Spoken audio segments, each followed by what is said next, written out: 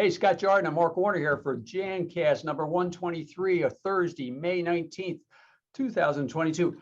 It's almost Memorial Day. Oh my gosh. It's coming quick, coming That's quick. right.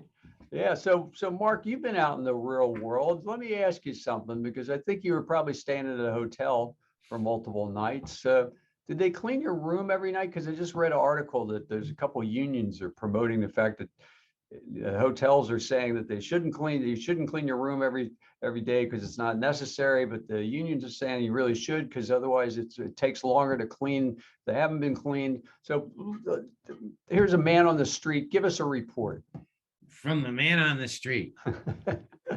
Yeah, no, I had the same situation with a 5-star national chain, where no room service was provided at all. And I was like, all right, I'm kind of cool with that. You know, I had a 4-night stay and I thought, how tough can that be?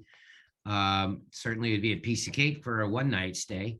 But as it turned out, I was there for 4 nights, and I ran out of towels and I ran out of in-room coffee. But when it comes to cleaning, it made me conscious of the fact that the room's getting dirtier and dirtier. So I don't know what you're doing in that room. Well, all that dirt. I was working a little bit, so my waste can was filling. Like, I finally got to the point where, geez, maybe I should go buy some trash bags. So, so there was that end of it, and it kind of makes you think about the vacuuming that might not be going on. And the other comment, and I asked about it, of course, I can't not be quiet about that stuff. I'm like, hey, so what's up with that? And they're like, it's all about protection, COVID and all that. And you got to request it. And then we'll flip a coin whether we offer the service anyway, even if you do request it. True. So then they said, ultimately they said, well, I said, is it more work or less work? And they were like, oh, it's a lot of work, because when we go in after what they meant was somebody like you, but they didn't say that. But when we go in after somebody's been there for 4 days, we go in there and we do a full extraction of the carpet. We do the whole thing and take the room out of service for a couple days. And I said, wow, that's pretty elaborate. Yeah, it seems a bit extreme, that cleaning the carpet every. Yeah, I mean, I thought all they did was put a baggie over the remote, but I guess they do a lot more than that. Well, so fill us all in, Mark. What were you doing out there in the hinterland? The hinterlands of Ohio. I was actually in Columbus, Ohio, doing a certification class for an ISSA CMI course called Expert Level Certified Custodial Technician, which is all about the tactics of cleaning, dealing with lots of different surfaces: floor care, carpet care, above the floor care, restroom care, advanced disinfection, and then diving into each of those into the things that we have to do on a daily routine basis, which is different chemicals and tools and training than what we do on a restorative level, which would be different tools, chemicals, and training. And then what we do in the interim. And interim, like on hard floor cares, top scrub and recoat, sectional strip and repairs and things like that. People tend to know that. Where I found the biggest vacuum of knowledge everywhere seems to be issues regarding interim forms of carpet care maintenance, the elimination of traffic lanes and difficult spots while in the middle of, maybe an office being open or a hotel being open or something along those lines, because dry time then becomes a negative issue to get it extracted, and a non-obstacle if you're using low moisture carpet cleaning. So I actually spent some time on that, which was pretty cool. Spent some stuff on odor control. Just for the record, I'll tell you more about that later. That was novel science. And then I got into, talking about disinfectants and disinfection during the times of COVID and all that kind of stuff. And with all that said, Scott, there was probably 350 years worth of experience in that room. Wow. And so you kind of think about that when you're standing in front of a room and being paid as an instructor to deliver something that's going to be of value to them. And, one of the things that everybody knows how to do certain things. Right. Like you don't stay in the business if you can't effectively make a floor look good, or clean a carpet. Yeah. But what people dive into and they really want to know, even when they've been doing it for 15 years, is what's considered to be the best practice, what's considered to be the step-by-step sequence that's considered to be the most efficient way to get a floor stripped and refinished, the most efficient way to clean a carpet. So that's what kind of engages folks like that. Is kind of the drill down into, what is everybody else doing compared to how I do it? Because I do it pretty good, but how's everybody else do it? Yeah, you get to learn from the experts, and the technology is definitely changing over the years between finish and all that. And now we have luxury vinyl tile floors that 5 years ago they were very rare. Now they're not, right? Yeah. So you got to keep adding stuff to your classes then as technology changes too. Well, constantly, and like some of the comments that were made during the class, which were valuable, kind of insightful, really, was, and I heard this over and over again, Scott, was, you just don't know what you just don't know. Until you know it. Until you know it. Yes. I mean, I must have heard that 10 times, last week. And it was coming from people that have been in the business for a very long time. These are all supervisors and managers, not frontline workers. And, the big thing is they all ended up coming out of it with something that they really didn't know before. Cool. And, with that said, it kind of boils down to, who is training valuable for, right? Is it really just a frontline worker that gets trained on the first day of his job? Or is there, value to other people? And it's kind of obvious that an in-house service provider like a college or city government or something like that would have a desire to get that kind of knowledge. But then there's also an entire army of independent contractors out there, building service contractors, that also want to be head up above their competitors.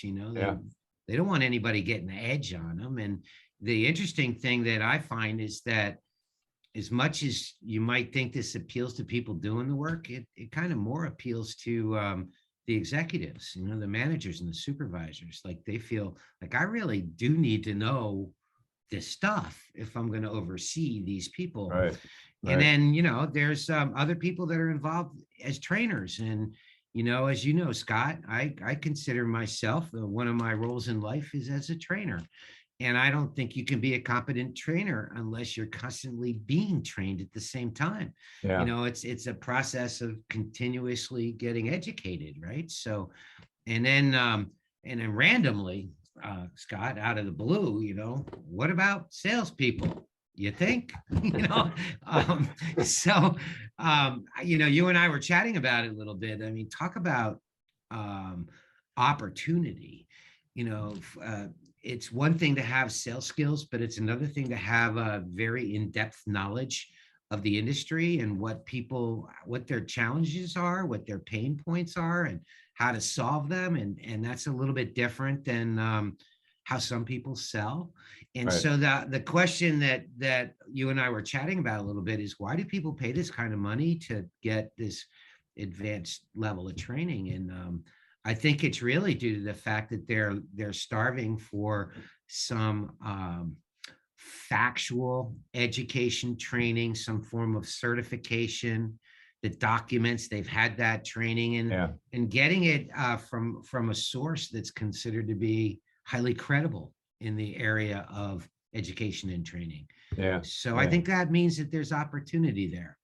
Well, in the case of the government facilities, I bet you there's some grants or something that the facility might be able to get to help cover the cost, as compared to the businesses would look at just a business decision. They'd say, well, this is going to save us money in the long run, because in the case of, if you're properly trained, you're doing something the way you should. I mean, we all know that labor is a very high cost of cleaning and everything else. It's not necessarily, the chemical is a very small part. So if you can get somebody up to speed that can learn how to do the job better and reduce the labor, then it's cost effective both ways.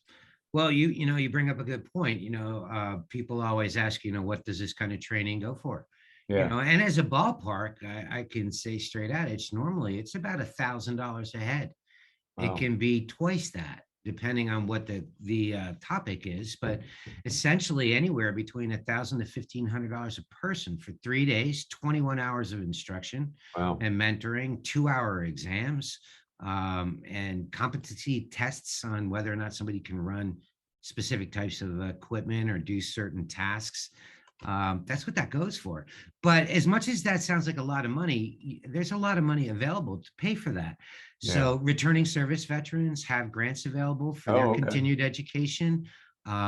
Returning citizens, which is people that were incarcerated that had the opportunity to come back out into the workforce, have funding available to them Oh, to get training that allows them to get a job that allows them to be self-sustaining. It's one thing to get a job at minimum wage part-time, but you can't rent an apartment and eat on that kind of income. So the right. idea is to allow them to get to that point. And as you and I know, there's entire agencies throughout the world, but primarily throughout the United States, that put a lot of emphasis in helping the blind and handicapped folks. Yeah.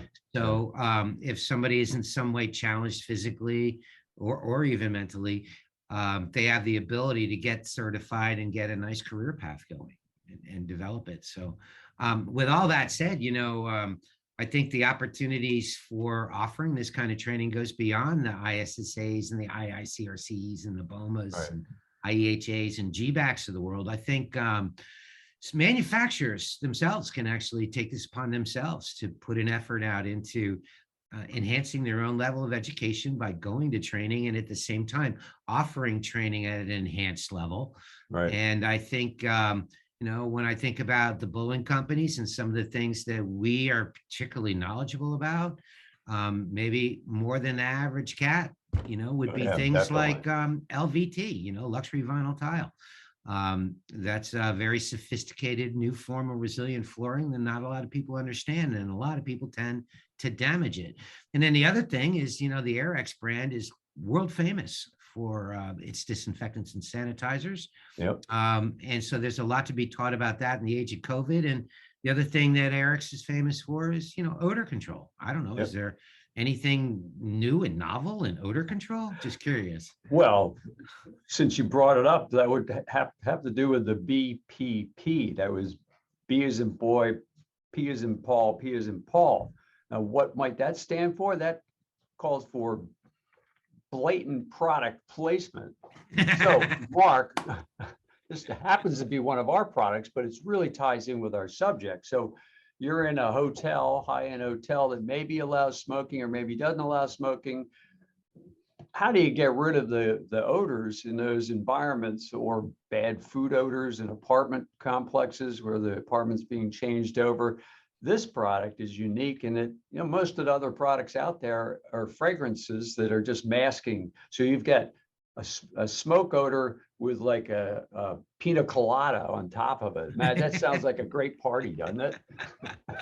It's like a bad bar scene. But no fragrance. This is fragrance free. So, and you know about the product, and you could probably tell us how well it works, right? Well, it's fascinating as we talk about odor control, because people don't get that there's really science wrapped around it. Yeah. It was the Romans that walked around spraying everybody with perfume, thinking they could cover up body odor, and that didn't work.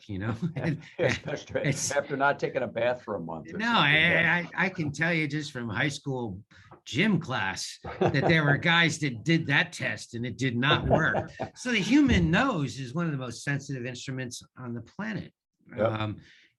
Not just the human, nose in general, but a human being's nose has the ability to detect things that the human eye doesn't really pick up on.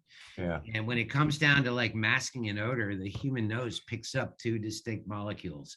Up there's an odor, and there's a smell of baby powder, where that doesn't work with human beings. Maybe it works with marsupials, but it doesn't work with human beings. So then people got into, trying to destroy it with things like ozone generators and other forms of somewhat noxious airborne gases. Hey, good old formaldehyde. That's a great one. That's Yeah, right. it worked fantastically. The only problem is it killed your sense of smell at the same time, and it didn't come back. It just stung the olfactory nerves in your nose. You couldn't But breathe man, did anything. it work. But you could fill up a car with gas and never smell the gas fumes, you walk through a garden and never smell the scent of a flower.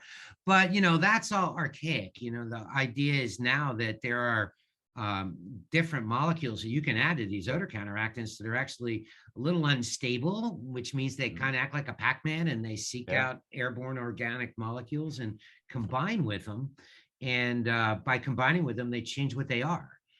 And, the concept is that by changing its shape, your nerves, your olfactory nerves, don't detect it as a malodor. It detects it more as sweet, fresh air. Yeah. And, that's kind of the idea. And the industry tends to be looking at the idea that, well, if that's what's going on, maybe we don't need to add any perfume to it at all. Yeah. And so that's got some great traction in environments like smoke. Yeah. So whether it's flavored tobacco, like pipe smoke and cigar smoke, or vaping, or vaping or pot smoke, in those environments, those are unique smoke molecules, unique scents. And if you try to spray anything of a perfume nature in there, it almost makes it stand out. Yeah. So the idea of using a non-fragrance product to go after that is kind of fascinating. Like years ago, Scott, if you said, hey, I want you to buy this, it looks like water, it smells like water, it's clear, here, have a ball. People would say, what are you talking about? I want it to smell like lemon or baby powder or whatever. But now people are getting the idea, and the demand for it is just spiking. We're seeing that here in Philadelphia. Yeah, we'll put some links below the recording of the show, this Jancast, and also where people can get in touch with you if they want to talk about training and our sales force getting involved with that training. So all good stuff. Good to have you back, though, Mark. I know you just couldn't shut me up today, could you? It was all pent up. Yes. Well, thanks for everybody tuning in, and hope you appreciate the blatant product placement. We're selling it like crazy. That's all I got to say. It's flying off the shelves, folks. Well, thanks a lot for tuning in. Thank you, Mark, for another great show, and we will see you all in a couple of weeks. We will have a new guest with us on the next show. Thank you. Thank you, everybody. Bye-bye.